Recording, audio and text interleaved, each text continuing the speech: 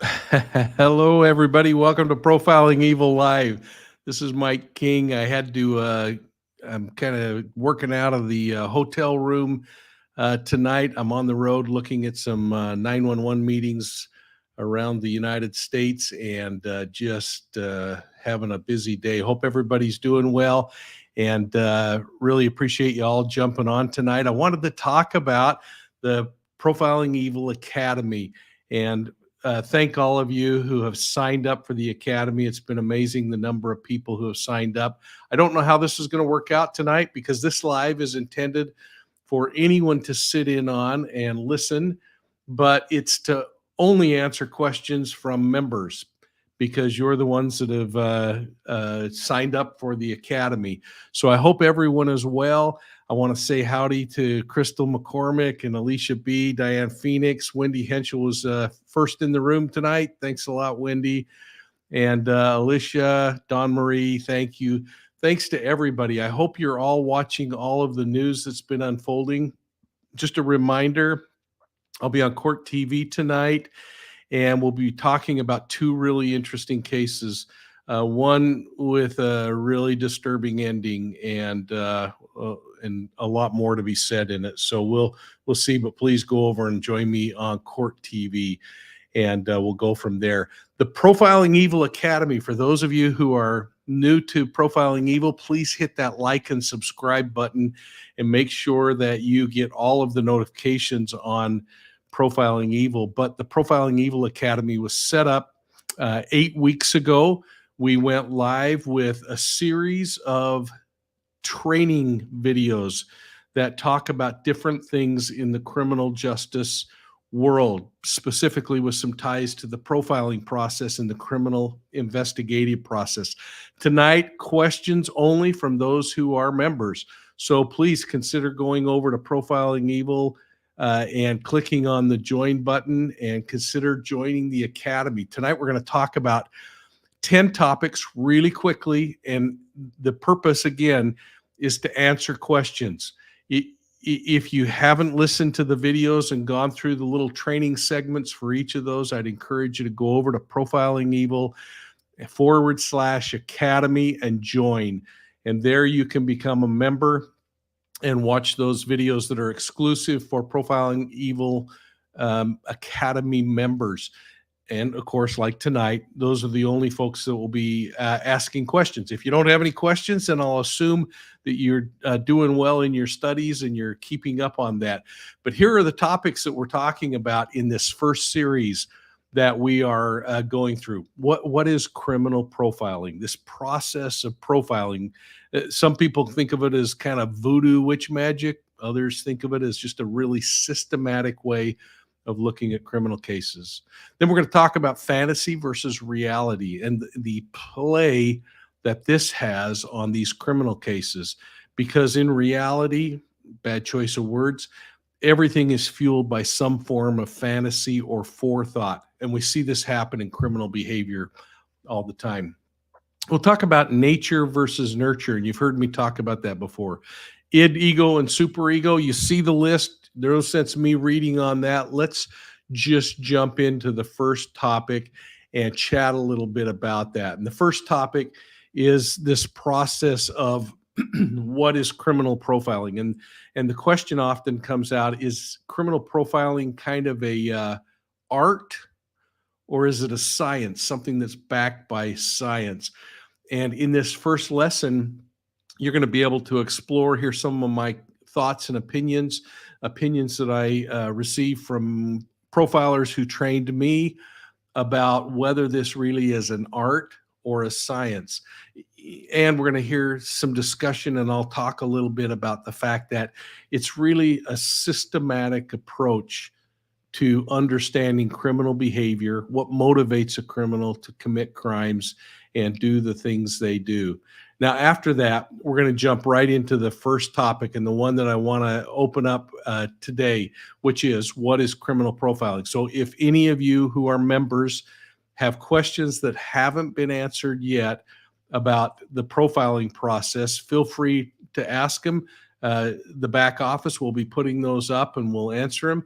But we're also in this first segment not only discussing my opinions of what is criminal profiling, but then we're going to also be talking and listening to and studying a number of experts like Dr. Scott Bond, who has an incredibly good article in Psychology Today that we reference and talk about a little bit. And then Dr. Brent Turvey, who is at times controversial, at times uh, just incredibly interesting to listen to. I've talked to Dr. Turvey on a number of occasions, and we'll hear kind of what he explains about the process, and then you'll have an opportunity to study up on those and again answer questions. So unless I see questions popping up, I'm going to move on to the next topic and answer, and we'll talk about each of these, and hopefully again remind you to go over to Profiling Evil and join the academy level where you can get the instruction and learn about these. The second area that we're going to talk about for just a moment is this idea of fantasy versus reality. And in that, we're going to review certain things like a criminal case. In fact, I want to just pop up. Part of this is going to be able to show some really cool story maps, and you've had the chance to look at some of those from time to time, but we'll look at some of those story maps, and I'm going to just pull one up to get started here while I answer this question. So first, the question from Alicia B is, how many man hours of studying profiling did it take for you to feel like you had a decent handle on profiling and predicting behavior? What a great question, Alicia. And in reality, it wasn't hours, it was years. And for many years, I would lean on the people who taught me profiling, and I would ask questions and I would get responses back about what are your thoughts? And that's really the process of profiling, is taking all of the traditional kinds of investigative strategies that there are out there. Things like managing how to put together a statement for interviewing a witness, or a statement of a plan of questions for interviewing a predator, and putting the questions together in a way that you could really drive what is going on in that interview, but then stepping back and looking at it from a behavioral perspective. And again, for me, maybe some are faster, but for me, it took years before I was comfortable to say that I had a good understanding of criminal behavior. And even today, at times, I wonder if I truly understand these wacky personalities that we deal with. One on the screen in particular that's explored in this particular session, and that is a serial killer named Samuel Little. And probably many of you have not even heard of this guy, but this is one of the most prolific serial killers that has ever walked the United States. And these are designed for you as you go through them, that you can go in and look at timelines of things that these offenders do. You can see on a map where their assaults occurred, and be able to drill in and look at places where they were born, or where their victims were. So I hope you'll take some time and explore these story maps and get to know these predators just a little bit better. But as we talk about this idea of fantasy versus reality, we have to look at the fact that in our minds, most things that we do are first created in the mind before we ever physically act it out. And in this particular section, we're going to talk about that process of how fantasy eventually becomes so overpowering that offenders then have to act it out. Ether Bunny says, is profiling a part of most of police academies? No, profiling is a really tricky business in reality, because profilers are initially started at the FBI back in the 1970s with Kenneth Lanning and John Douglas. And I've had the privilege of knowing John for the last 25 years. Have had the privilege of being taught by him and tutored by him from time to time. And my personal mentor, another profiler named Greg Cooper. But police academies don't do that. Police academies really work on the basic things that are needed for law enforcement to hit the streets. How do they understand criminal law? How do you get through a code book? Doing a lot of training in things like arrest control tactics and other kinds of things. once an officer becomes a detective, they start to look a little more closely at criminal behavior, and they start to examine the behavior a little differently because of the kinds of cases they handle. But only a few people have ever had the chance to go through the process of becoming profilers. And it's kind of interesting. I took part in writing a book called Profilers. I was one of 16 profilers who wrote a chapter in the book.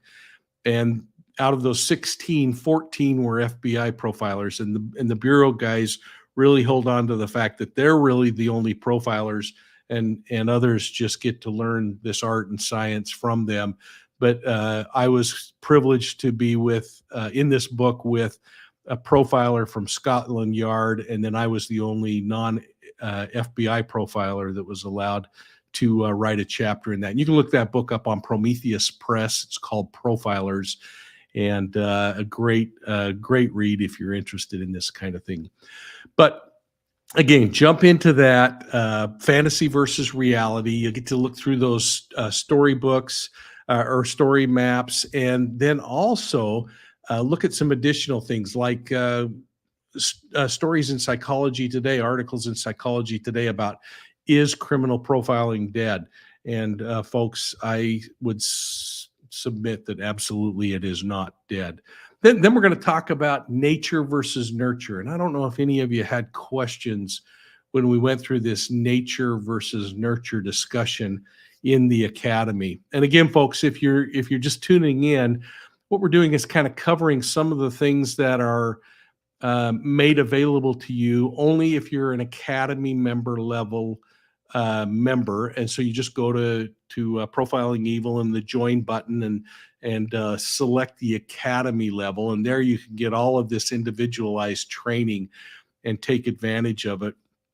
But in one of those segments is nature versus nurture. This thing that says, does someone commit crime because they're born to be bad, or did their life circumstances cause them to become bad? And I often say things like, did the suspect commit crimes because he didn't get warm cookies and cool milk after school when he was a child, or did he just come out of the womb as a mean-spirited person? And so we'll walk through that. We'll talk about Abraham Feinberg's discussion on nature versus nurture. We'll talk about some of the characteristics that we see in crime stories, because the idea is that I want you, as you look at these crime stories and listen and do your true crime pursuits, that you think about each of these kinds of behavioral characteristics that are so important when we look at crime like this. And again, folks, tonight, only those who are members can ask questions. So if you're not a member, go to Profiling Evil and subscribe to the academy level. Then we're going to jump over and talk about the fourth area that we've covered so far in the academy, and that is getting a little better understanding of id, ego, and superego. And this is really one of my favorite sections to talk about, because each of us struggle back and forth with these personality characteristics. And we talk about that thing inside of us, that guardian of our goodness that keeps us from doing bad things, versus that Tasmanian devil that says, by golly, I want this. I'm going to take it no matter what or who gets in the way. I think you'll really enjoy the id, ego, and superego discussion.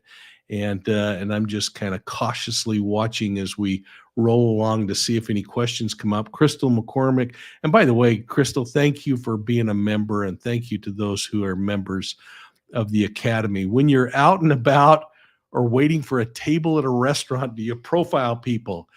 No, I'm like you. I think I try to be charismatic and get them to actually give me a table a little quicker than others. But my boss at work always asks if I'm profiling him. People that I run into ask if I've profiled them, or they say, "What's your profile on me?" And I think all of us profile to some degree every single day. We learn how to read certain things. We learn how to manipulate people in certain ways. And but when you really start talking profiling, it's really about understanding criminal behavior. But it is kind of fun because it does creep your boss out from time to time because they never know what you might know, and that's kind of fun. So thanks, Crystal. That's a great question. One of the other areas that I really like to spend time on is talking about the different crime scenes that are out there. And if you remember, there are three primary crime scenes that we talk about. Tonight on Court TV, I'm actually going to be making a big deal out of crime scenes in one particular case in Washington, D.C. And in that case, it's really important to talk about those crime scenes. The first crime scene is the initial contact site, that spot where a suspect and a victim come together. And sometimes the victim doesn't even know that that connection has been made. But that's a really important crime scene because it tells us a lot about the victim. It might be in a bar, or it could be on a street corner, or it could be like if you watched Mr. Cruel, my Australian uh, video that I did a few weeks ago on Australian television. It could be that the offender's peeking through a window and seeing someone and developing and fantasizing about a relationship that they have. So that's the first crime scene. We're going to pause long enough to see what Murder Most Southern has to say here. She says, Mike, do you gain instinct simply from your experience? I think, yeah, what a great question, because I think like you absolutely gain experience from all the things that we go through. We gain experience through our education. We gain experience through things that we have to face and be a part of. We gain experience by hearing others tell us what's going on. But the thing that's really interesting about crime is that we have to take that experience and be really careful with what we've learned. In fact, you remember that old saying, he uh, he who is good with a hammer thinks everything is a nail. And what that means is that sometimes we have so much experience that we think, well, if this happened once, it's got to be what's happening twice in this particular case. And that's where we can get into real trouble, because then we spend our time trying to make the case fit whatever our belief is before we ever get it out. Alicia B., what time are you scheduled on Court TV tonight? 9 o'clock Eastern time. Every Tuesday night, I'm on Court TV. So please come over and watch. And I have to shout out Vinnie Politan and the entire Court TV team. And usually I'm on with an FBI agent that I actually worked in the Olympics with, Bobby Chacon, who we just have a great time kind of bouncing ideas back and forth off of each other and talking about these criminal cases. So crime scenes, that initial contact site. The second one we talk about is the actual crime scene where things occur. And the third is the disposal site where the body's dropped or the victim's dropped off or things like that. Each of these crime scenes are incredibly complex, and they tell us an incredible amount about the offender and about the victim selection process. And so please go back and study that.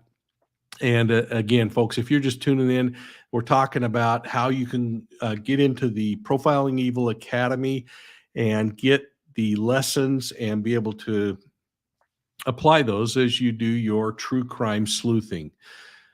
We've talked about the first 5 in series number 1 that we are currently in. Now, number 6 is one of my favorites. It's called Victimology, or this study of who the victim is. And you've heard me say over and again that victimology is probably the most important thing that we can do, because oftentimes what we want to do is say, who done it? Who committed this brutal murder? And we have these huge numbers of possible suspects in the case, when in reality, if we would kind of pull back the reins and say, who is this victim and why did they become a victim?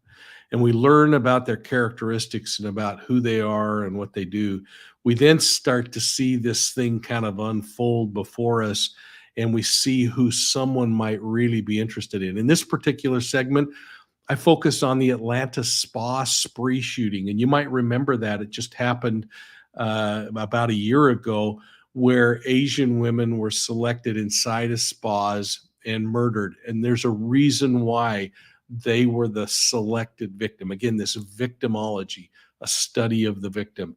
We also will explore other kinds of cases. For instance, on the crime scene discussion that I just kind of wrapped up, we go in and look at Jack the Ripper and how GIS and location and victim selection all play a part in who Ripper's victims were. So we kind of cover a bunch of different things. Crystal, thank you for this question. How many man hours does it take to successfully profile a potential suspect and label a serial killer, for instance? Well, this is really the tragic part about the profiling process is, and this probably just like makes perfect sense, but the more, for instance, in a serial killer case, the more homicides that you can examine and see characteristics, the better you are at identifying whether it's the same predator that's responsible for it. And while predators might evolve, get better as they commit more crimes, or in some cases, actually decompose and get worse at what they're doing, become more disorganized, what we see is that we can start to see repetitive kinds of behaviors. Some of these are behaviors that we call MO, modus operandi, the things that are important to commit crime, the things that the suspect needs to do, or at least believes they need to do in order to be able to get in and out and commit the crime and get away with it.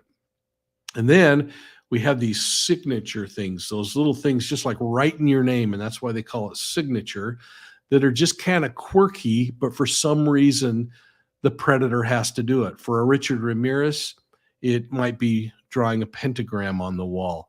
For another offender like Robert Ben Rhodes, one of the things that we found consistent in looking at his murders, and he's believed to have murdered about 300 people, is the way he would braid the victim's hair and bring it across the left shoulder. So we see these little signature things that start to tie them together. So it could be a huge number of hours. I remember teaching a profiling class with Greg Cooper one time to a bunch of investigators. And Greg and I had studied extensively Robert Ben Rhodes, the truck driver who we think may have killed as many as 300 women. And I remember the sheriff's deputy in one particular case putting down a couple of pictures of his victim in a case that he was unable to solve. And Greg and I looked at the picture and we looked at each other and we said, I'll bet this victim was shot with a 25 caliber pistol in the left temple. And the detective's jaw dropped, but it was from that process of profiling over and over again and seeing the characteristics, the repetitive behaviors, and that eventually led to murder conviction or murder charges on that particular victim. Alicia, victim selection. Is it possible to cover soft versus hard targets in detail? Well, that's kind of, I'm not sure I exactly know what you're talking about, Alicia, and tonight it would be impossible to cover it in detail. But the difference between a soft and a hard target can be the location, or it can be the victim's behaviors and the victim's risk level and other things, which is a perfect introduction. And I hope you don't mind if I leverage that as a way to talk about the seventh area that we're talking about in session one of the Profiling Evil Academy, and that is the victim risk continuum, or what it is that victims do that either increases their level of risk or decreases their level of risk and helps them maybe be safer.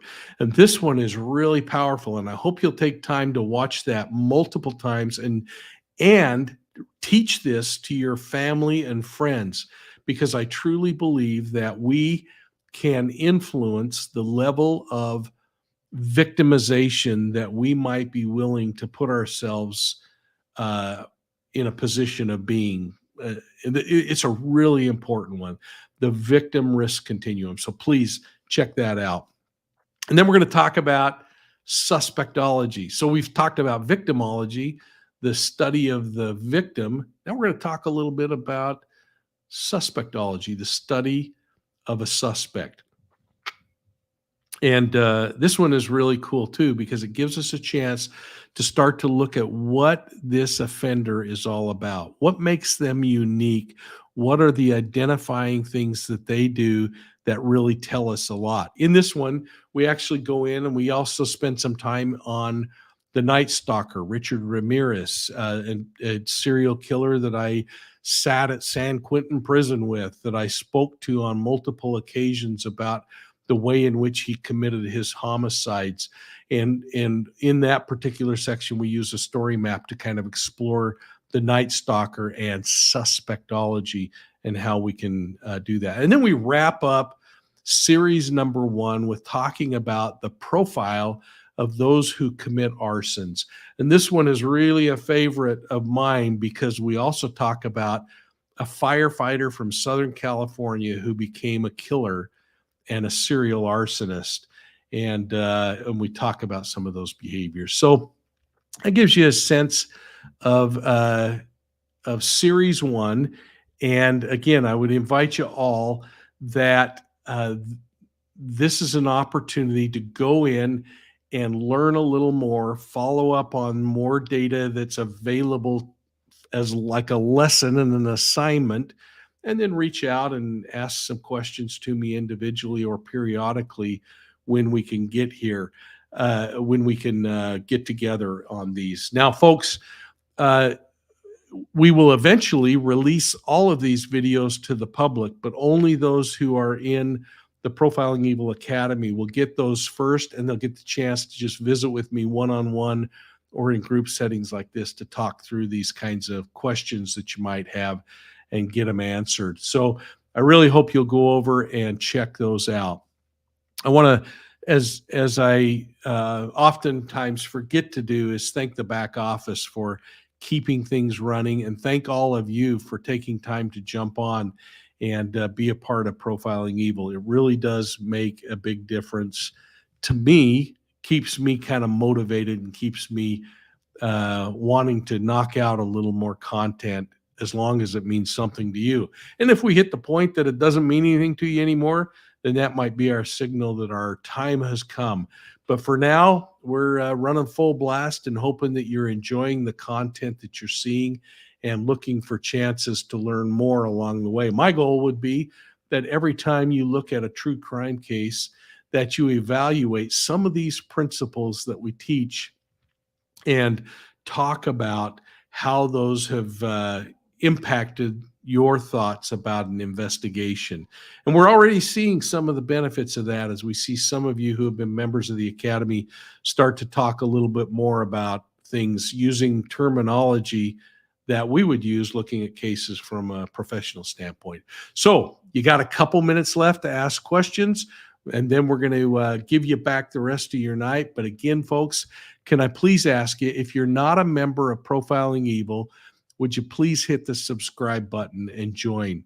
It is a blast for me to be able to jump on with you and talk about things. I also want to just remind you that we've launched a relationship with Adventures with Purpose, and I've been reviewing all of their cases before they go out and dive, and offering them investigative ideas on those. I'm joined by Taylor Nicholas of TGI Crime Day, and together we're talking about these cases and then giving the guys some things to look into. And if you saw the news last week, it's turning big dividends, including just recently last week when they announced that they recovered the body of a man that had been missing for nearly 20 years.